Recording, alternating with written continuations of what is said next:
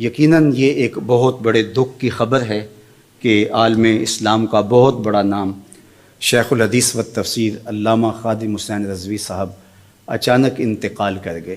اب بتایا یہ جا رہا ہے کہ وہ کچھ دنوں سے بیمار تھے، لیکن بیماری کا لوگوں کو تبھی پتہ چلا جب ان کے وصال کی اور ان کے انتقال کی خبر سنی۔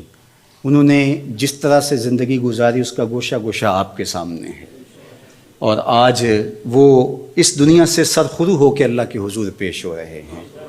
ہماری بے پناہ دعائیں ان کے نام، اللہ ان کو برزخی زندگی میں حضور علیہ السلام کی خصوصی شفقت نصیب فرمائے، اور اپنی خاص امان اللہ امت مسلمہ کا مقسوم فرمائے۔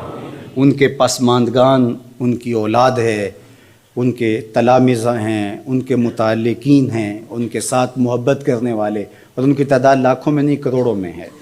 اللہ سب کو صبر عطا کرے اور ان کو اپنے جوار رحمت میں جگہ نصیب فرمائے، ان کی قبر کو وسیع، کشادہ، منور، خوشبودار اور ٹھنڈا کرے، اور اللہ ہم سب کو حضور کی غلامی کا نور عطا فرمائے۔